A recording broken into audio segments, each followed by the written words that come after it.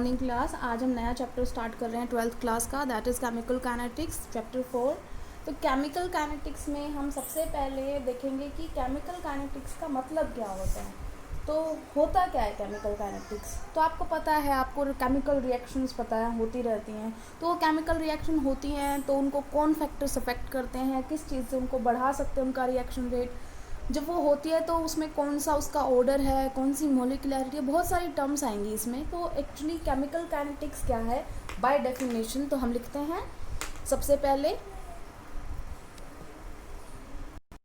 तो chemical kinetics की definition लिख लिया, the branch of chemistry which deals with the study of the rates of reaction. क्या speed होती है उनकी, कितनी स्लो है या कितनी फास्ट है। Factors affecting the rate of reaction, इसका मतलब कौन कौन से फैक्टर है, कंसनट्रेशन पे डिपेंड करता है कि नहीं, टेम्परेचर पे डिपेंड करता है कि नहीं। मैकेनिज्म ऑफ द रिएक्शन, कि वो जब हो रही है तो कौन सा मैकेनिज्म फॉलो हो रहा है। वही किसी में सब्सटीट्यूशन होता है, किसी में एलिमिनेशन होता है। ऑर्गेनिक केमिस्ट्री मैकेनिज्म सुना होगा। यहाँ पे मैकेनिज्म में हम देखेंगे कि पहला स्टेप कौन सा है, दूसरा स्टेप कौन सा है, तीसरा स्टेप कौन है। वो मैकेनिज्म किस तरीके से वो प्रोसीड कर रही है आगे। ठीक है, अब बात करते हैं अब हम पढ़ रहे हैं classification of reactions on the basis of rates, कि कौन सी ज़्यादा स्लो है, कौन सी फास्ट है।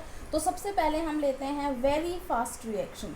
वेरी फास्ट रिएक्शन का मतलब क्या है कि ये रिएक्शन बहुत फ्रैक्शन ऑफ सेकंड्स में कंप्लीट हो जाती हैं, बहुत बहुत ज़्यादा कम टाइम लेती है। इसका मतलब पूरा 1 सेकंड भी नहीं लेती। 10⁻12 से लेके 10⁻16 तक वो कंप्लीट हो जाती है ऑलमोस्ट।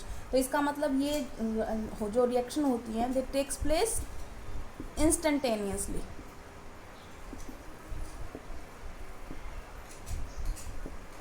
इसका मतलब होता है कि बहुत फ्रैक्शन ऑफ सेकंड में हो रहा है। 10⁻12 सेकंड से लेके 10⁻16 सेकंड तक किसी भी टाइम में हो जाती है। हम ऐसी कोई रिएक्शन का एक एग्जांपल कर लेते हैं।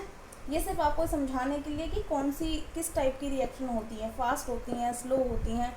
जैसे बेरियम क्लोराइड को सल्फ्यूरिक एसिड के उसमें डाला हमने, एक्वस है दोनों, इनका एक्वस सॉल्यूशन बनाया हुआ। तो aqueous solution of barium chloride reacts with aqueous solution of sulphuric acid, then it will form precipitate of barium sulphate, white colour का बनता है बेटा, और 2HCl एक्वस।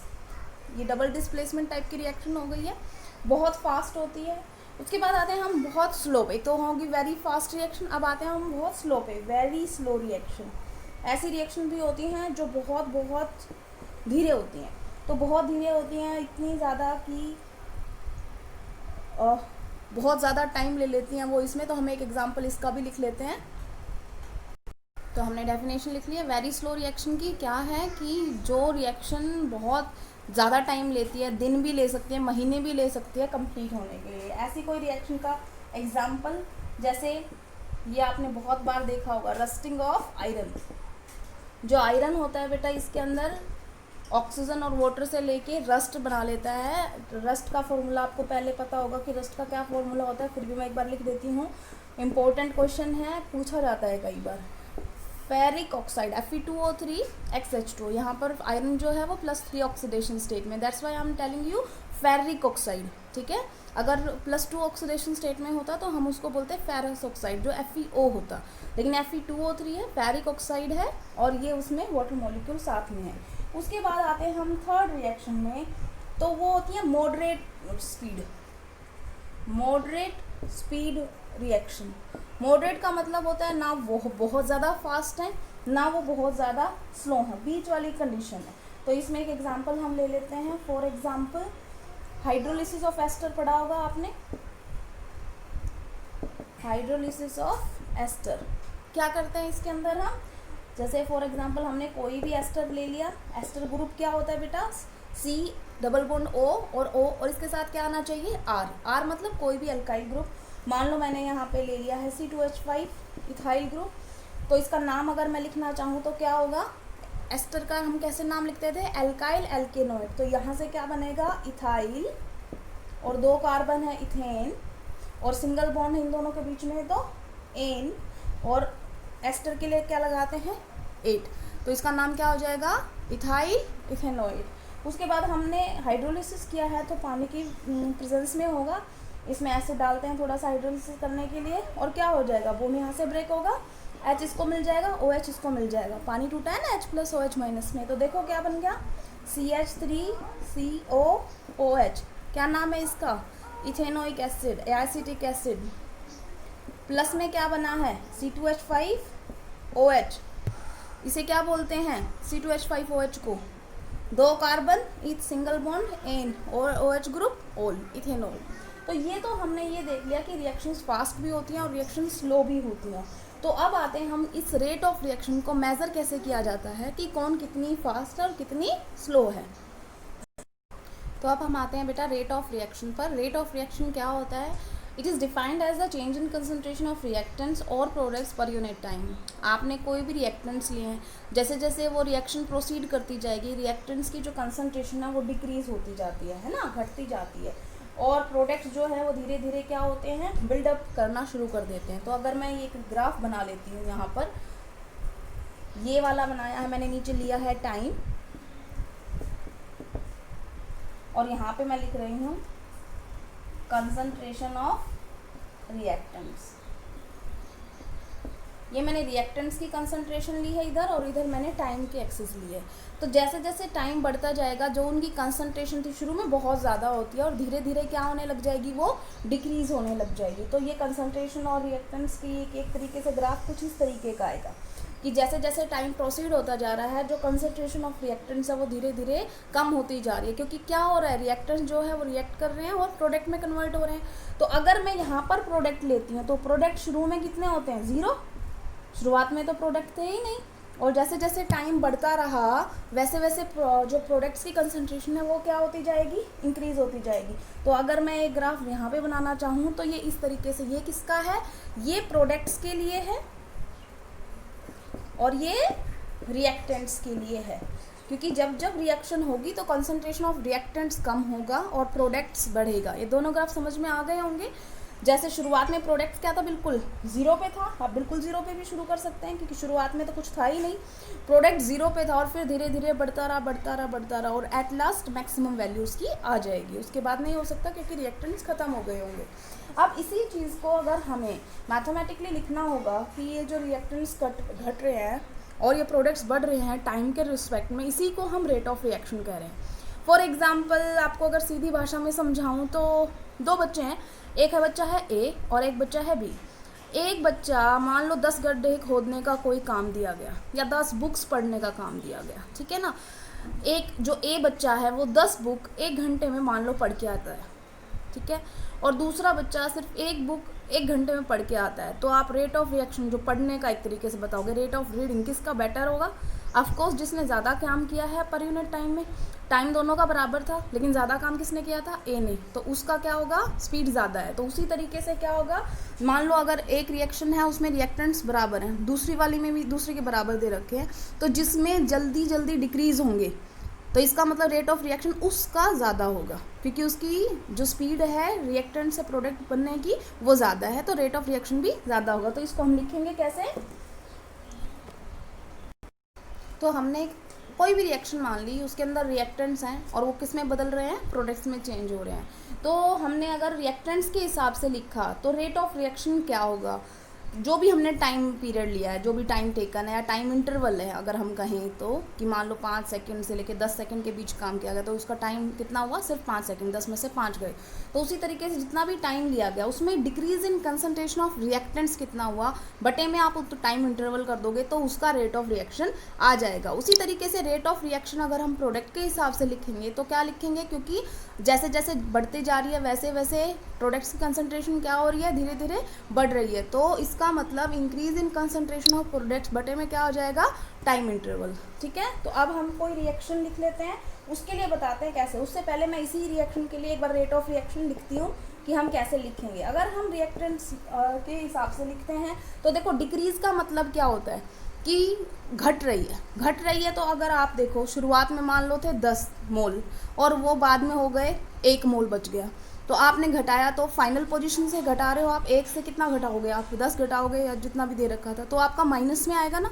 तो माइनस यहाँ पे एक तरीके से ये नहीं कह रहे हैं कि वो माइनस चीज़ हो गई, माइनस का मतलब है दैट इज़ डिक्रीजिंग, और अगर पॉजिटिव है तो इसका मतलब इंक्रीज हो रही है। तो दोनों के अंदर डिफरेंस जितना भी होगा, 10 में से 1 घटा लो, 9 आ रहा है, लेकिन वो माइनस में आ रहा है, तो इसका मतलब चेंज क्या है, जो फाइनल पोजीशन और इनिशियल पोजीशन में डिफरेंस है। कंसंट्रेशन ऑफ रिएक्टेंट्स, ये जो टर्म होती है जिसमें ब्रैकेट लगा देते हैं, तो कंसंट्रेशन टर्म्स है रिएक्टेंट्स की। डेल्टा मतलब है चेंज, और जो चेंज कैसा है, डिक्रीज कर रहा है, बटे में टाइम इंटरवल। टाइम इंटरवल भी हम क्या करेंगे भाई, 5 सेकंड से 10 सेकंड के बीच हुआ था, तो इसका मतलब चेंज इन टाइम या टाइम इंटरवल। उसी तरीके से अगर हम प्रोडक्ट का लिखेंगे तो प्रोडक्ट में क्या आ जाएगा, प्लस, क्योंकि उसमें वो बन रहे हैं, और ये आ जाएगा डेल्टा टी। ये आपने याद रखना है। समझ में आ गया होगा रेट ऑफ रिएक्शन लिखना। अब हम कोई रिएक्शन लिख लेते हैं और उसके लिए लिखते हैं। तो फॉर एग्जांपल हमारे पास है PCl5 will give rise to PCl3 plus Cl2 upon heating. ठीक है, तो rate of reaction according to PCl5 अगर लिखेंगे हम, तो रेट ऑफ रिएक्शन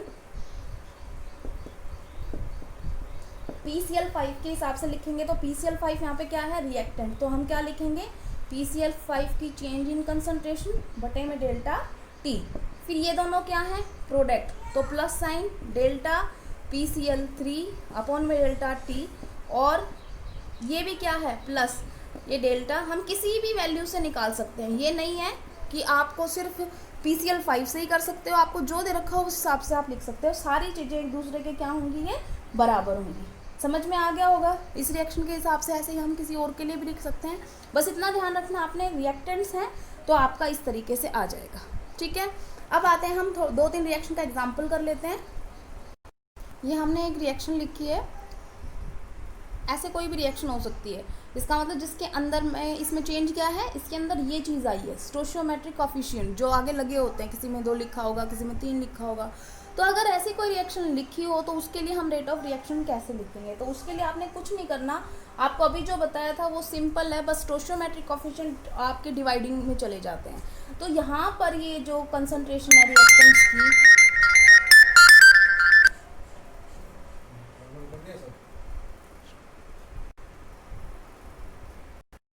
तो हम रेट ऑफ रिएक्शन कैसे लिखेंगे, सबसे पहले क्योंकि ये हमारा रिएक्टेंट है ए, तो सबसे पहला माइनस साइन आएगा क्योंकि डिक्रीज होगी कंसंट्रेशन। उसके बाद ये जो है बेटा, ये ए, ये क्या चला जाएगा बेटा, डिवाइड में चला जाता है।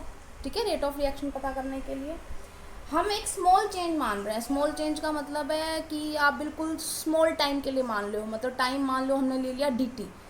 डिफरेंशिएशन अगर आपने पढ़ा होगा तो dt का मतलब होता है बहुत शॉर्ट फॉर्म ऑफ टाइम। तो अगर शॉर्ट फॉर्म है तो इसमें भी शॉर्ट फॉर्म में ही चेंज लिखेंगे हम, ये d का मतलब यहाँ पर कुछ नहीं है, small change in concentration of a।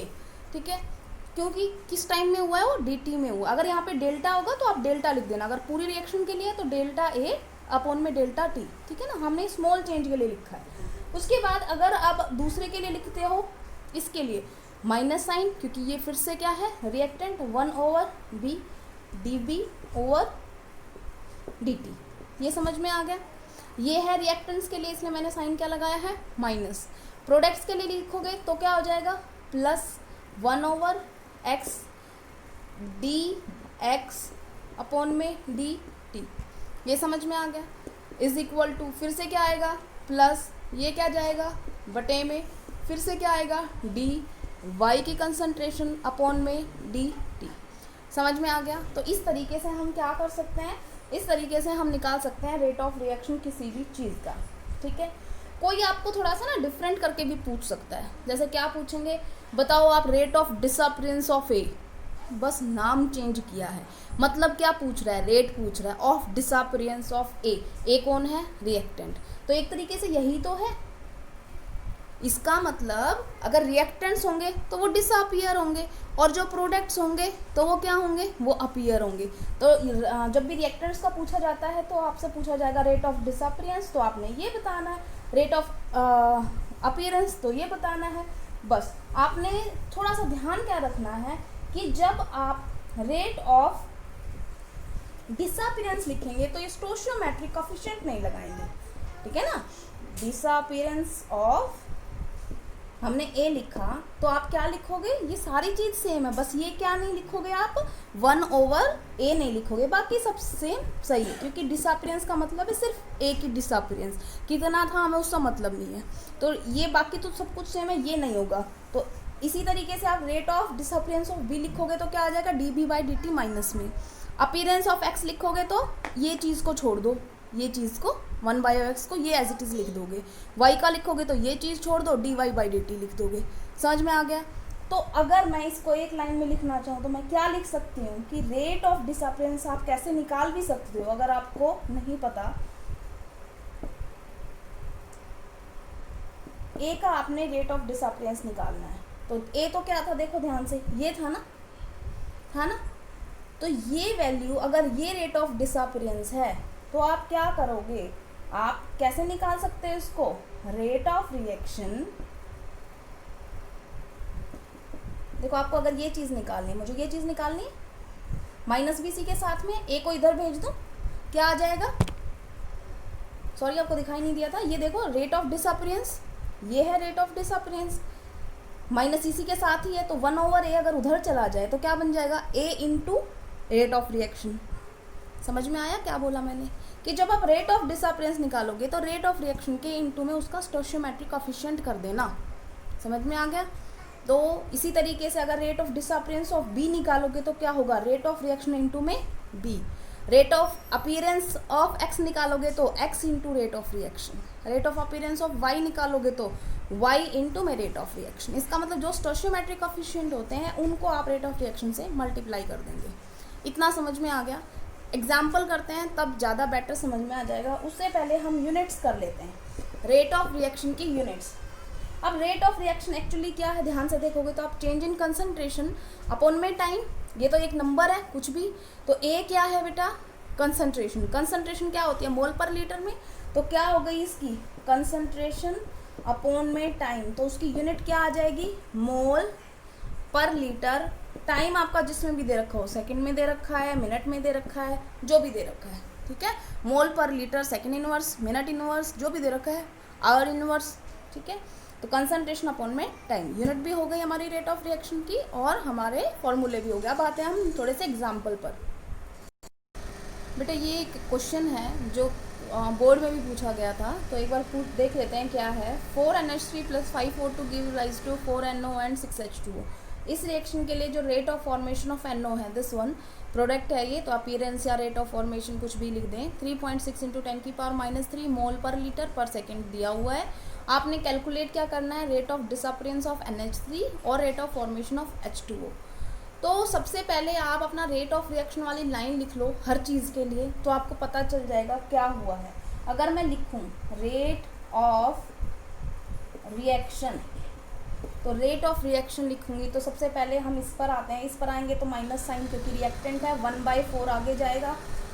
Change in concentration जो भी उसका हुआ था, चेंज अपॉन में dt, ये चीज़ समझ में आ गई। फिर आते हैं हम नेक्स्ट, ये क्या है हमारा रिएक्टेंट, तो रिएक्टेंट है तो हमारे पास क्या आ जाएगा बेटा, माइनस साइन 1/5 DO2/dt। इतना समझ में आ गया, सॉरी देखा नहीं था, तो 1/5 DO2/dt, तो ये हो गया रिएक्टेंट। उसके बाद आते हैं हम प्रोडक्ट। प्रोडक्ट क्या है बेटा, प्लस लिखेंगे हम 1/4 इसका मतलब NO/dt, और प्लस साइन फिर से प्रोडक्ट है तो ये 1/6 DH2O/dt। इतना समझ में आ गया। ये तो हमने रेट ऑफ रिएक्शन की लाइन लिखी है। अब उसने बोला क्या है वो देखो, rate of formation of NO, ठीक है। Rate of formation of NO जो है वो इतना दे रखा है, तो एक तरीके से उसने क्या दे रखा है, NO क्या था प्लस DNO/dt, इसकी वैल्यू दे रखी है, इतनी है, ठीक है। और आपसे पूछे rate of disappearance of NH3, तो देखो अगर आपको समझ में आ रहा हो, वैसे तो आप इससे भी कर सकते हो जो दिया हुआ है। अगर आपसे rate of disappearance of NH3 पूछा तो सिर्फ आपसे क्या वैल्यू पूछी गई है, 1/4 को हटा लो, सिर्फ आपसे ये वैल्यू पूछी गई है। देखो 4 से 4 कट गया, अगर इन दोनों को बराबर करते हैं तो हम, तो सीधा क्या आ गया, ये बराबर ये आ गया। तो इसका मतलब एक्चुअली में DNH3/dt की वैल्यू कितनी आ जाएगी, यही आ जाएगी। अगर आपको समझ नहीं आया मान लो समझ में, ये तो समझ में आ रहा है, ये सारी चीज़ें आपस में बराबर है, ठीक है। आपने इस टर्म को इस टर्म के साथ बराबर कर दिया, मान लो मैं बराबर कर देती हूँ, फिर आपको शायद समझ में आ जाए। ये दोनों बराबर ही है ना, तो बराबर कर सकते हैं हम। ये 4 से कैंसिल आउट हो गया, ठीक है। ये जो चीज़ थी ये आपसे पूछी गई है, rate of disappearance of NH3, disappear हो रहा है तो माइनस ही आएगा, ठीक है। तो ये मतलब ये किसके बराबर आया, DNO/dt के। ये वैल्यू तो प्रोवाइड कर रखी है उन्होंने, तो इसका मतलब इसकी वैल्यू कितनी आई, यही वैल्यू आई। पहली चीज़ पता चल गई, ठीक है। तो इसका मतलब हमें क्या पता चल गया, हमें ये भी पता चल गया कि DNH3/dt की वैल्यू भी कितनी है, 3.6 × 10⁻³ इतना समझ में आ गया। अब आपसे सेकंड क्या पूछा है, rate of formation of H2O। इसका मतलब आपसे सिर्फ ये वैल्यू पूछी है। आप इन दोनों को बराबर कर सकते हैं, किसी को भी बराबर कर दो, इसको कर दो इसके साथ, या इसको इसके साथ इक्वल कर दो, इक्वल तो कर ही सकते हैं ना। अब बाकी निकाल लेते हैं हम, कैसे करेंगे। हमने इन दोनों का वैल्यू को पुट बराबर कर लिया, क्या, ये हमारी रेट ऑफ रिएक्शन थी NO के हिसाब से, ये हमारी रेट ऑफ रिएक्शन थी H2O के हिसाब से। हमसे H2O का अपीयरेंस पूछा था, रेट ऑफ अपीयरेंस, तो रेट ऑफ अपीयरेंस यही होता है, प्लस तो साइन प्लस ही है, कोई दिक्कत नहीं उसमें। तो हमने क्या किया, इस चीज़ को निकालने के लिए हमने ये चीज़ इधर भेज दी, तो ये क्या हो गया बेटा, 6 उधर चला गया, 6/4 DNO/dt। तो इसका मतलब 6/4 करना है, और ये चीज़ तो हमें प्रोवाइड की गई है, कितनी है, 3.6 × 10⁻³ मोल पर लीटर पर सेकेंड, ठीक है ना। आप इसको कट आउट करोगे कि आपका अप्रोक्सीमेटली आ जाएगा 5.4 × 10⁻³ मोल पर लीटर पर सेकेंड, ठीक है। अगर कोई आपसे इस क्वेश्चन में रेट ऑफ रिएक्शन भी पूछ लेता, पूछ भी सकते हैं, मान लो रेट ऑफ रिएक्शन पूछ लेता, तो आप क्या करते। तो बेटा आपको जो भी चीज़ें में से प्रोवाइड की थी, मैंने सबसे पहले जो लाइन प्रोवाइड की थी आप उसको यूज़ करके कर लो, उसमें ये भी आया था, ये भी आया था, आप इसी को रख लो। मान लो हमने ये कर लिया, तो हमारा रेट ऑफ रिएक्शन किसके बराबर था, DNO/dt के बराबर, तो 1/4, और इनटू में क्या करना है आपने, ये वाली चीज़ 3.6 × 10⁻³ तो ये आ जाएगा 4 9 36, तो ये आ जाएगा 9 × 10⁻, देखो -3 था, मैंने इसका 10 इधर भेज दिया, तो 10⁻⁴ आ जाएगा, तो ये आ जाएगा मोल पर लीटर पर सेकेंड, ठीक है ना, मोल पर लीटर पर सेकेंड। ऐसे हमने रेट ऑफ रिएक्शन भी निकाल लिया, रेट ऑफ डिसअपियरेंस भी निकाल सकते हैं, ठीक है। आपको यूनिट्स बता ही दिए हैं, किसी भी रेट की क्या होती है, कंसंट्रेशन अपॉन में टाइम। तो आज हमने बहुत इंपॉर्टेंट चीज़ कर ली है, आज के लिए इतना ही बेटा। इसे होमवर्क को अपनी कॉपी में 5 बजे से पहले मुझे स्क्रीनशॉट भेज देना। Thank you class.